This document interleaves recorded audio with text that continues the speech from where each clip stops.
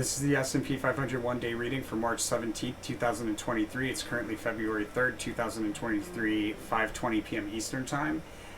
The overall theme of behavior for the day, we have a notable breakout standing out on at least a one-day chart, probably a multi-day chart. But it looks like it probably isn't something that holds based on some of the other information that I'm seeing here.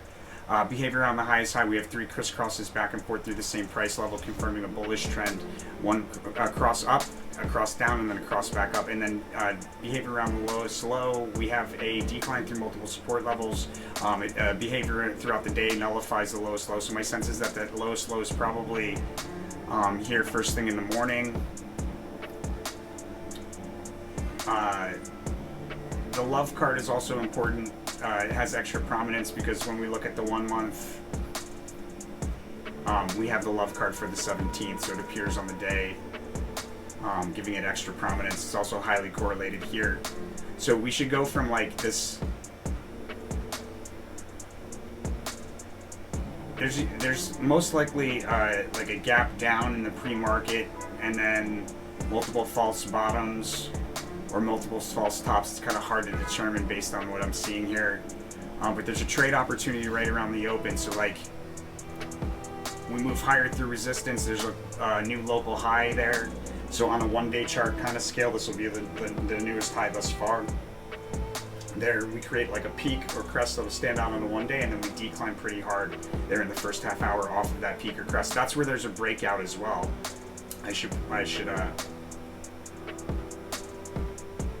Sorry, not where there's a breakout. Actually, looks like there's a breakout possibly at the end of the day. But in any case, so there's like this peak or crest that we sell off from into what appears to be a trough around 10 o'clock or 10:15ish maybe.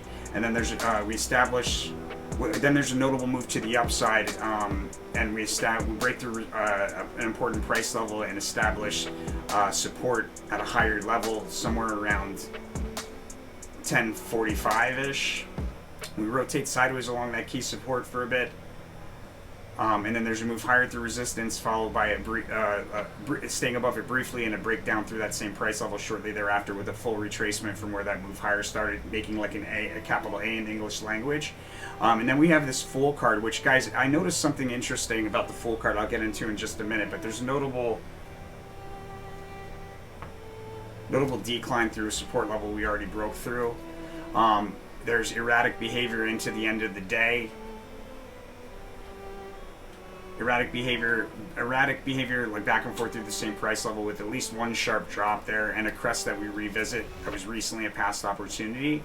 We meet resistance towards the very end of the day, and we sell from that with consecutively lower spikes up on the way down in the post market, or possibly like a notable gap down overnight. It's hard to determine.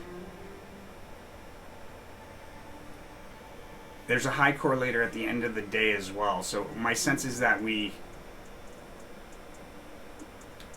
do like a pop and drop here first thing in the morning. We do another pop and drop here at what's probably a higher price level, not necessarily, but probably is a pop and drop here.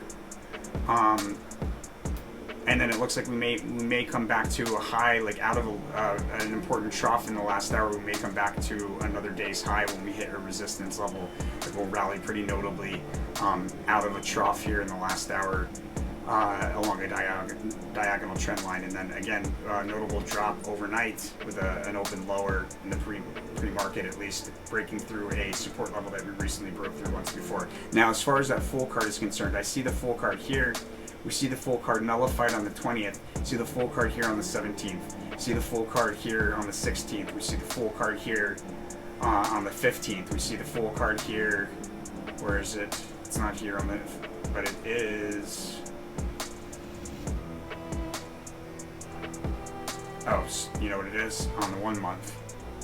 On the 1 month, the Fool card starts on the 10th, right? So it looks to me like basically off of that crest or peak, we deal with like these sharp drops, and it really probably perpetuates more so as we move into the end of the week. With the Fool cards, like there's like a theme there. There's something going on that's causing declines off of this high that we have here. And when we look for the Fool card around the 10th we don't find it, but we do find it first, the correlation to it first thing in the morning on the 17th, and then we start to see it throughout the week. So there's a decline in there, like an extended decline.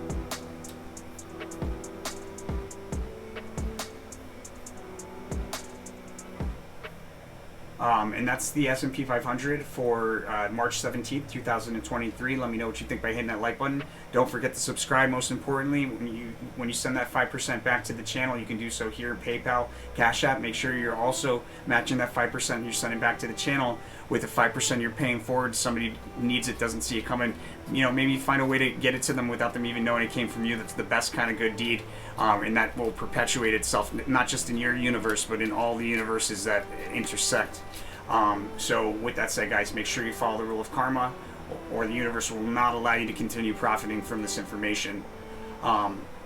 Thanks for watching, my friends, and I'll see you guys on the next one.